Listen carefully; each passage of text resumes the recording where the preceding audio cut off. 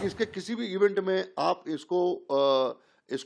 Participate मत कराइए, इसकी सर्विसेज हायर मत करिए, इसको पूरे तरीके से इस देश से बॉयकॉट करना बहुत ज़रूरी है। इसका खास करके एरोगेंस है बिकॉज़ ये लोगों की बातों को नहीं मानता है, इसको जो करना है ये करता है। लेकिन इस बार जो ये हुआ है, सरदार 3 का जो इशू है, ये बहुत ही सीरियस हो गया है। Federation of western India cine employees ने पुलवामा अटैक के बाद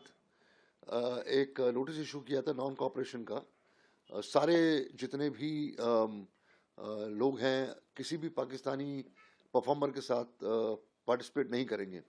चाहे वो प्रोड्यूसर हो, चाहे वो डायरेक्टर हो, चाहे वो सिंगर हो, चाहे वो म्यूजिक डायरेक्टर हो, कोई भी क्राफ्ट जो है वो इनको इन्वॉल्व नहीं करेगा।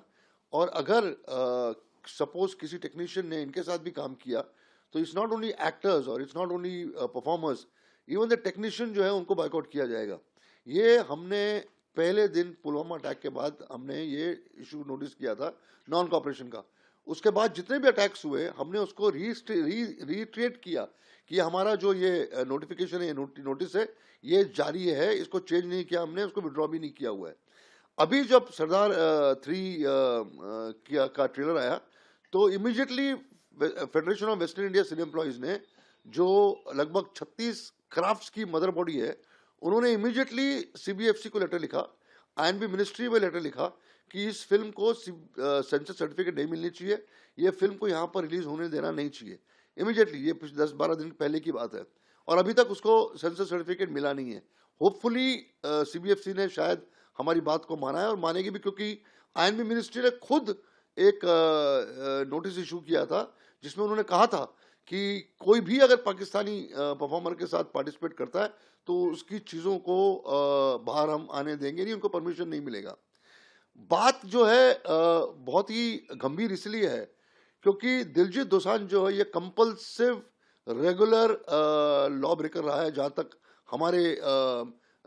इंडस्ट्री का सवाल है। He has always promoted Pakistani performers, Pakistani singers, Pakistani actors. Reason उसी को पता है, जब इंडस्ट्री उसको अपील कर रही है, और इंडस्ट्री को अपील करने की जरूरत भी नहीं होनी चाहिए, ये नेशन पे बात आती है, नेशन के इंटीग्रिटी की बात आती है, नेशन के इंटरनल सिक्योरिटी की बात आती है, तब भी जाकर ये शख्स जो है बार बार ये गलती करता है। हमने आज शाम को हम एक और नोटिस इशू करेंगे जहां पर हम ये अपील कर रहे हैं हमारे प्रोड्यूसर बॉडीज के साथ भी कि please appeal to your producer body, अपने प्रोड्यूसर एसोसिएशन के जितने मेंबर्स हैं, कि please don't cast him, please don't work him. और इसके अलावा जितने भी इवेंट कंपनीज हैं हम उनको लिख रहे हैं कि इसके किसी भी इवेंट में आप इसको पार्टिसिपेट मत कराइए, इसकी सर्विसेज हायर मत करिए, इसको पूरे तरीके से इस देश से बॉयकॉट करना बहुत जरूरी है, ताकि इसकी जो फैन फॉलोइंग है या इसका जो ये इतना कमाता है, इतना पॉपुलर है हमारी कंट्री में, और अगर ये ऐसे शख्सियत के साथ काम करेगा, ऐसे एक्टर्स के साथ काम करेगा जिसने ऑपरेशन सिंदूर के बाद कंटिन्यूसली ट्वीट्स किए हैं इंडिया के खिलाफ, इवन देन अगर आप नहीं मानेंगे फेडरेशन की बातें या इंडस्ट्री के इमोशंस को नहीं समझेंगे तो बहुत ही मुश्किल होगा इसके लिए, और आगे चीज़ें बहुत काफ़ी गंभीर होंगी दिलजीत दोसांझ के लिए। ये इनका कुछ लोगों का एरोगेंस है, और इसका खास करके एरोगेंस है बिकॉज ये लोगों की बातों को नहीं मानता है, इसको जो करना है ये करता है। लेकिन इस बार जो ये हुआ है सरदार 3 का जो इशू है, ये बहुत ही सीरियस हो गया है, और it's not only organisation, it's not only film industry. मुझे इस बात का यकीन है कि जिस तरीके से इंडस्ट्री ने रिएक्ट किया है, फेडरेशन ने रिएक्ट किया है, 5 लाख वर्कर्स, 5 लाख टेक्नीशियंस ने जिस तरीके से रिएक्ट किया हुआ है, इसका असर जो है वो 110% होने वाला है, और इसको माननी ही पड़ेगी इंडस्ट्री की बातें। नहीं, ये नॉन कॉपरेशन है वो इसके against in any film for that matter, इसका असर दूसरी फिल्मों में पड़ेगा, क्योंकि रिएक्शन होगा। हम जो नोटिफिकेशन निकाल रहे हैं वो इसलिए निकाल रहे हैं कि जिस प्रोड्यूसर ने दिलजीत दोसांझ को अपनी फिल्म में लिया है उस फिल्म को सेंसर सर्टिफिकेट नहीं इशू होनी चाहिए, बिकॉज ये डिफॉल्टर है, इसने कंट्री के अगेंस्ट एक्ट किया हुआ है, तो he should literally suffer from all sides of the industry. इसका असर होगा, इसको